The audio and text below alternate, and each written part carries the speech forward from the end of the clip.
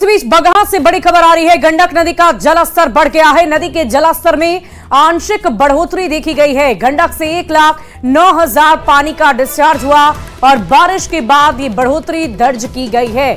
इस वक्त की बड़ी खबर आपको बता रहे हैं। एक तरफ जहां गंडक नदी में पहले लाखों क्यूसेक पानी का डिस्चार्ज हो रहा था, 5 लाख, 6 लाख, 9 लाख तक आपने सुना, लेकिन अब ये जलस्तर घटा भी था, 1 लाख पर पहुंच गया था, लेकिन अब इसमें एक बार फिर से आंशिक तौर पर बढ़ोतरी देखी जा रही है। बताया जा रहा है कि जलस्तर में थोड़ी बढ़ोतरी हुई है।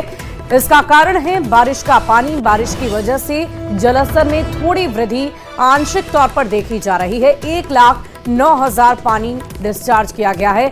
बारिश के बाद ये बढ़ोतरी दर्ज की गई है। और नेपाल में हुई बारिश ने मोतिहारी के कई प्रखंडों के किसानों की परेशानियां काफी बढ़ा दी है। बाढ़ का पानी कई इलाकों में कम हो रहा है, लेकिन फसल को नुकसान पहुंच रहा है, जिसके बाद किसानों को अपने भविष्य को लेकर चिंता सता रही है। किसानों की धान, मक्के, सब्जी और ईख की खेती बड़े पैमाने पर बर्बाद हो गई है। किसान सरकार से लगातार मदद की गुहार लगा रहे हैं। मौके से अधिक जानकारी दे रहे हैं संवाददाता अवनीश सिंह। बारिश ने पूर्वी चंपारण में तबाही मचाई है और पूर्वी चंपारण के अरेराज अनुमंडल के संग्रामपुर ब्लॉक के कई पंचायत और गांव जो है वो बाढ़ से प्रभावित है। वैसी स्थिति में सबसे ज़्यादा नुकसान जो है वो पुछरिया और कई टोले में हुआ है। और जो फसल, सबसे खास बात यह है कि इस बार फसल पूरी तरह से जो है वो नुकसान हुई है। धान हो, ईख हो, मक्के हो, तमाम जो फसलें हैं जो किसानों ने लगाया था वो फसल पूरी तरह से चौपट हो गए हैं। और ख़ास तौर पर देखिए जो तस्वीरें हैं, पूरे ये चौर का इलाका है और यहाँ पर बड़े पैमाने पर किसान जो है वो खेती करते हैं, लेकिन इस बार उनकी खेती जो है वो चौपट हो गई है। किसान ये डिमांड कर रहे हैं कि सरकार उनको आर्थिक जो है वो मदद करे। कि स्थानीय लोग जो हैं वो काफ़ी भयभीत माहौल में है। अभी भी बांध पे शरण लिए हुए हैं और बांध पे उनका रहना हो रहा है। क्या मदद जो है सरकार की तरफ से जो मदद हो वो मदद हो पा रही है खासतौर पे? हाँ, लगभग मतलब हो ही रहा है जो होना चाहिए। ये क्या खाना वाना का व्यवस्था हुआ है वहाँ चल रहा है। फसल तो बहुत नुकसान हुआ। हाँ, फसल नुकसान हुआ है। फसल के लिए अभी तक कोई ये नहीं हुआ है। क्या आप लोग डिमांड कर रहे हैं कि सरकार डिमांड? और दूसरा चीज, एक चीज और भी है कि जो भी लोग कटे हुए हैं उनके लिए कम से कम अस्थायी कहीं भी सरकार जो हो वो अस्थायी निदान निकाले उनके रहने। और ये कितना दिन तक लोग बांध पे शरण लेगा या ये रहेगा? सारे फसल बर्बाद हो, एक ही फसल नहीं, सब फसलें बर्बाद हो गया, कुछ नहीं है। घर में जो रखा हुआ था वो भी खत्म हो गया, जो बाहर लगाए थे खेत में वो भी खत्म हो गया। कितना नुकसान हुआ? बहुत नुकसान हुआ इस बार बाढ़ में। हाँ, इस साल बाढ़ में बहुत ज्यादा नुकसान हो गया है। क्या क्या नुकसान हुआ है आप लोग? घर और खेती होती है सब नुकसान हो गया है, रहने का शरण भी नहीं है हम लोग। बाढ़ की पानी ने इन किसानों को आर्थिक रूप से कमजोर कर दिया है, क्योंकि इस बार धान, मक्के और ईख के पैदावार जो है वो नहीं हो पाएंगे। तो वैसी स्थिति में किसानों की परेशानी बढ़ने वाली है और किसान सरकार से अतिरिक्त आर्थिक मदद की गुहार भी लगा रहे हैं। अवनीश कुमार, न्यूज़ 18, संग्रामपुर। और नेपाल में हुई बारिश के बाद पूर्वी चंपारण में भी तकरीबन 4-5 प्रखंड बाढ़ से प्रभावित हैं।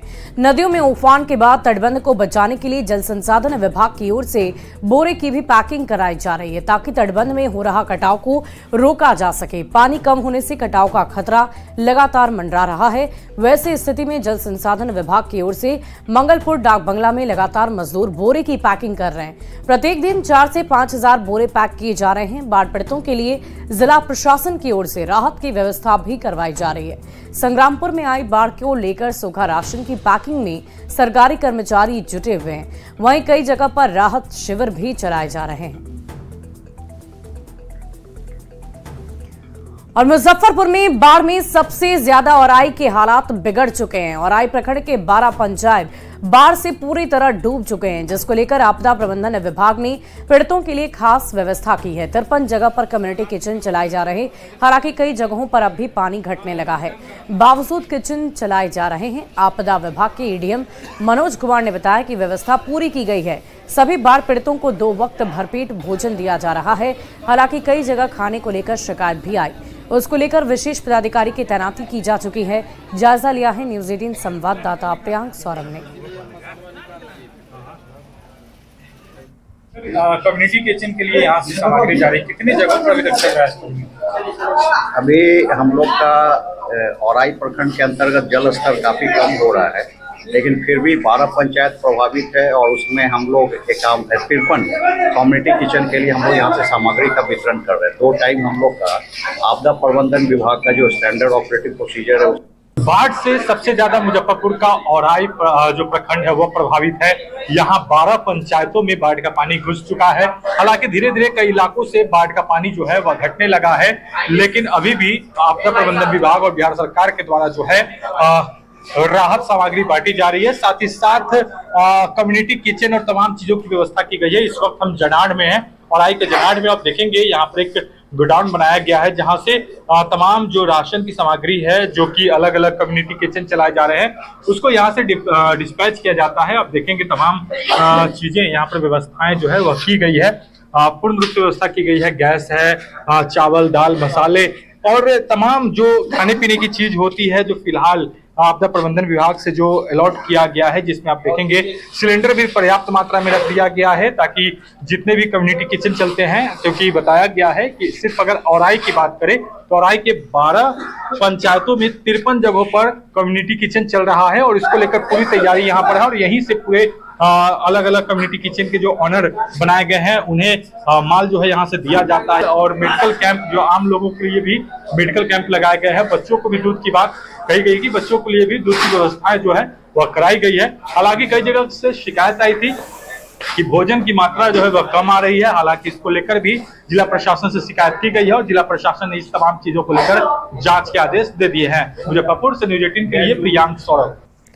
और बाढ़ को लेकर आपदा प्रबंधन मंत्री संतोष कुमार सुमन ने कहा कि सरकार की तरफ से पूरा काम किया जा रहा है।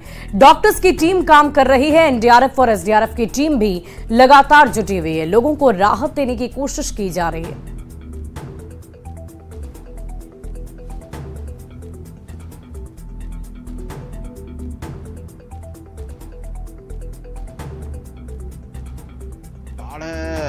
बिहार के लिए एक दुर्भाग्य है, हम लोग के लिए दुर्भाग्यपूर्ण है कि जिस तरह से इस बार रिकॉर्ड पानी नेपाल के रास्ते से आया और गंगा में भी उफान आने के कारण तो कभी 29-30 जिले हमारे बिहार के प्रभावित हैं इस बिहार से बाढ़ से।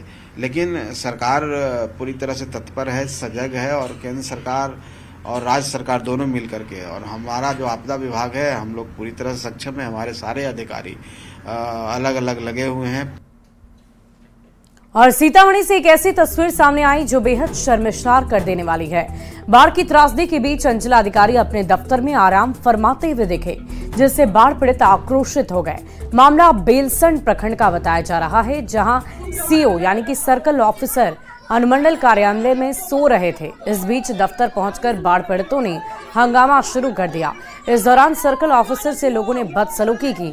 आक्रोशित बाढ़ पीड़ितों ने इसकी जानकारी जेडीयू के प्रदेश महासचिव राणा रणधीर सिंह को दी है।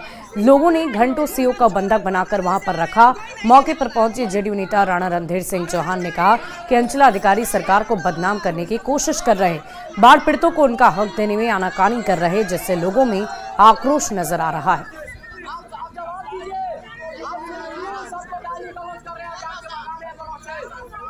जी सर, जिला समाहर्ता से मैं पहले मांग करता हूं जी सर कि अंचलाधिकारी कार्यालय में जी सर उनको परिवार नहीं रखना चाहिए जी सर। पहले तो इन पर अनुशासनिक कार्रवाई होनी चाहिए जी सर।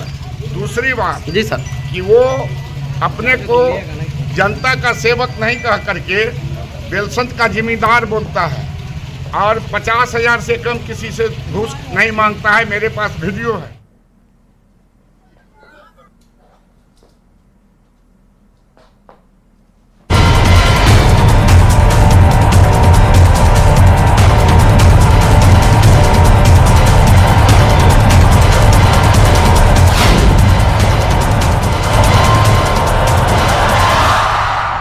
और इसी बीच रांची